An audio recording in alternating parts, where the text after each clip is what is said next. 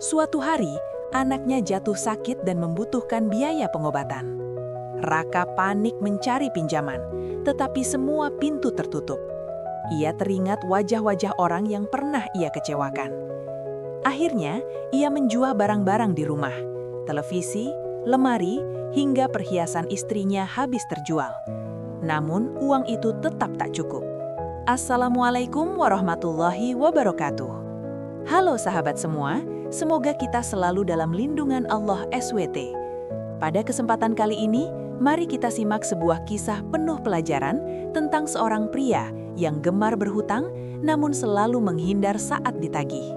Di sebuah kampung kecil, hiduplah seorang pria bernama Raka. Ia dikenal ramah dan pandai berbicara. Setiap bertemu orang, senyumnya tak pernah lepas. Namun di balik keramahan itu, tersimpan kebiasaan buruk yang membuat banyak orang kecewa. Raka memiliki hobi berhutang, mulai dari tetangga, teman kerja, hingga saudara jauh, semuanya pernah menjadi tempatnya meminjam uang. Awalnya, Raka selalu berjanji akan mengembalikan tepat waktu. Minggu depan pasti saya bayar, ucapnya meyakinkan. Namun ketika hari penagihan tiba, ia selalu punya alasan.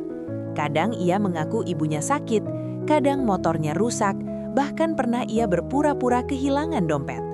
Istrinya, Sinta, sering menasehatinya. "Bang, hutang itu tanggung jawab, jangan dibiasakan." Namun Raka hanya tertawa kecil. Baginya selama masih ada yang percaya, ia merasa aman. Kebiasaan itu terus berlanjut. Raka mulai merasa bangga karena merasa dirinya pintar mengelabui orang.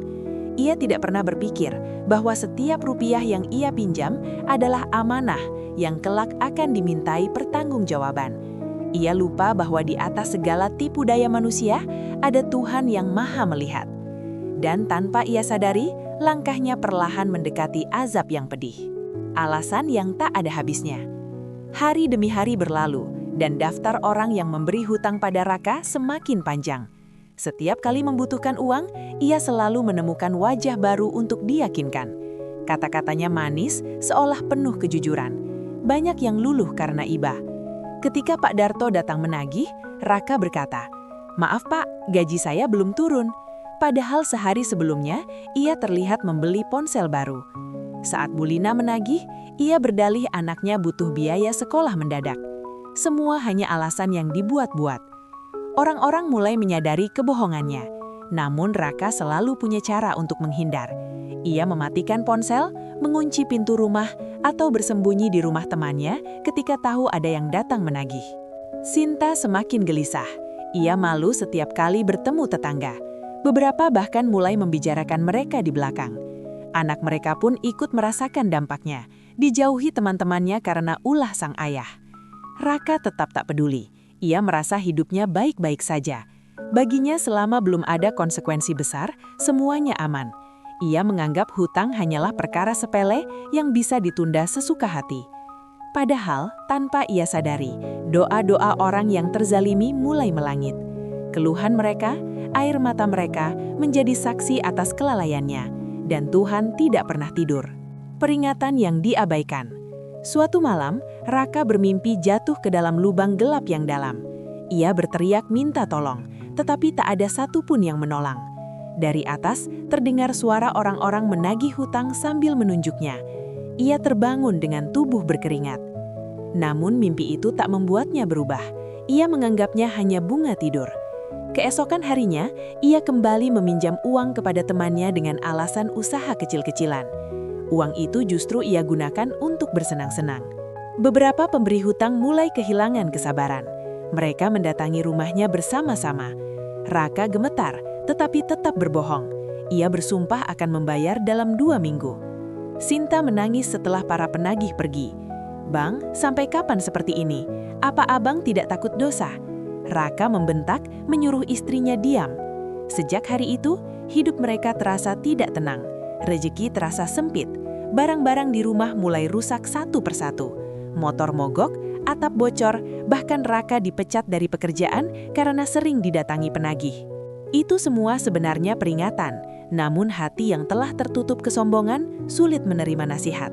Raka masih merasa dirinya korban keadaan, bukan pelaku kesalahan. Rejeki yang dicabut. Setelah kehilangan pekerjaan, Raka semakin terdesak.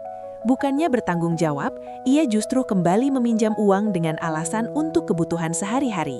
Beberapa orang menolak mentah-mentah. Reputasinya telah hancur. Tak ada lagi yang percaya. Bahkan saudara sendiri enggan membantu. Raka mulai merasakan bagaimana rasanya dihindari orang lain. Ia kesal, tetapi tak mau mengakui kesalahan.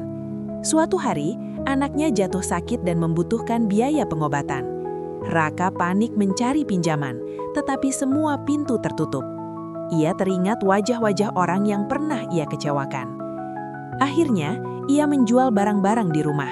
Televisi, lemari, hingga perhiasan istrinya habis terjual. Namun, uang itu tetap tak cukup. Dalam keputusasaan, ia mulai menyadari bahwa apa yang terjadi adalah akibat perbuatannya sendiri. Ia dulu mudah mendapatkan uang karena kepercayaan orang. Kini saat benar-benar membutuhkan, tak ada satupun yang mau percaya. Rezekinya seperti dicabut perlahan.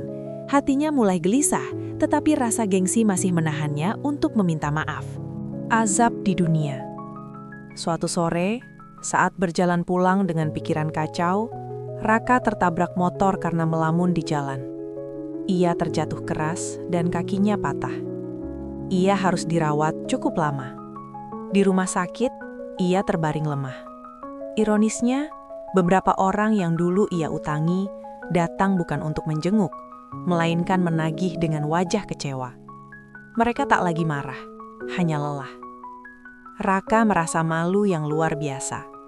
Dalam kondisi tak berdaya, ia sadar betapa rendah dirinya karena selalu menghindar dari tanggung jawab. Biaya rumah sakit semakin menumpuk. Sinta terpaksa bekerja keras sendirian.